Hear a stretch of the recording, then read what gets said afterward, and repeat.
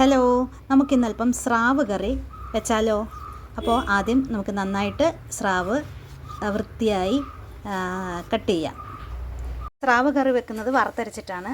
അതിന് വേണ്ടിയിട്ട് നമുക്ക് തേങ്ങ വറുത്തെടുക്കാം.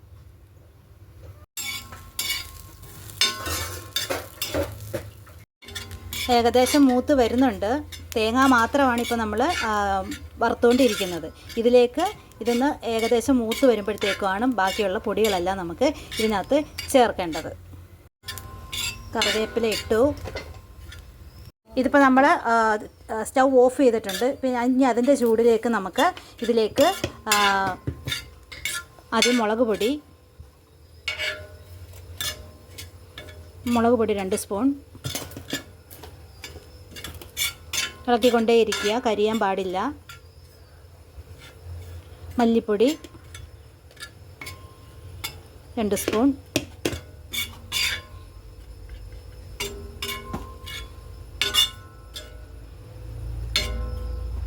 മഞ്ഞൾപ്പൊടി 1 സ്പൂൺ, 1 ടീസ്പൂൺ മഞ്ഞൾപ്പൊടിയും ആഡ് ചെയ്തിട്ടുണ്ട്. നന്നായിട്ട് ഇളക്കി കൊടുക്കുക. അതിലേക്ക് 1 ടീസ്പൂൺ കുരുമുളക് പൊടി. സ്രാവിന് നന്നായിട്ട് കുരുമുളക് ചേർത്താൽ ഭയങ്കര ടേസ്റ്റായിരിക്കും. അതുകൊണ്ട് 1 ടേബിൾ സ്പൂൺ കുരുമുളക് പൊടി ചേർത്തിട്ടുണ്ട്. അര ടീസ്പൂൺ ഉലുവാപ്പൊടി. ഇത്ര നമ്മൾ ആഡ് ചെയ്തിട്ടുണ്ട്. ഇനി ഒരല്പം കൂടെ ഒന്ന് സ്റ്റൗ ഓണാക്കി ഒരിക്കൽ കൂടി ഒന്ന് ചൂടാക്കി എടുക്കാം. ചൂടാറിയ ശേഷം ഇവ നമുക്ക് നന്നായി ഒന്ന് അരച്ചെടുക്കാം. വറുത്തെടുത്ത തേങ്ങ നന്നായിട്ട് അരച്ചെടുത്തിട്ടുണ്ട്. ഇത് നമ്മൾ കറി വെക്കാൻ ഉപയോഗിക്കുന്ന ചട്ടിയിലേക്ക് മാറ്റുകയാണ്. അതിലേക്ക് നമ്മുടെ ആവശ്യത്തിന് വെള്ളം ചേർത്ത് നന്നായി ഇളക്കി യോജിപ്പിക്കുക.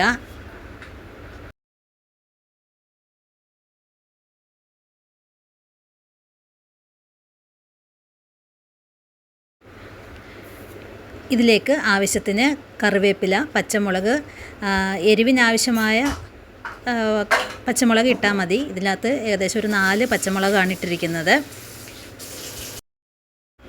പിന്നീട് ഇതിലേക്ക് കുടംപുളി ചേർത്ത് കൊടുക്കുക. ഒരു 6 അല്ലി കുടംപുളി ചേർത്തിട്ടുണ്ട്. ആവശ്യത്തിന് ഉപ്പ് ചേർത്ത് കൊടുക്കുക.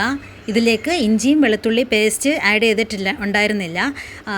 ഇപ്പോൾ അതിലേക്ക് നമുക്ക് ഇഞ്ചിയും വെളുത്തുള്ളിയും ചതച്ചത് ഇട്ട് കൊടുക്കുന്നുണ്ട്. കറി നന്നായിട്ട് തിളച്ച് വരുമ്പോഴേക്കും നമുക്ക് മീൻ്റെ കഷ്ണങ്ങൾ ഇട്ട് കൊടുക്കാം.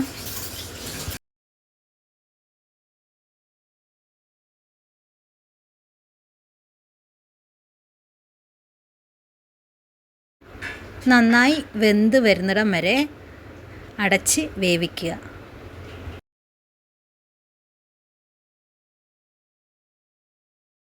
നമ്മുടെ രുചികരമായ സ്രാവ് കറിയുടെ റെഡി ആയിരിക്കുന്നു. എല്ലാവരും ഒന്ന് ട്രൈ ചെയ്ത് നോക്കുക.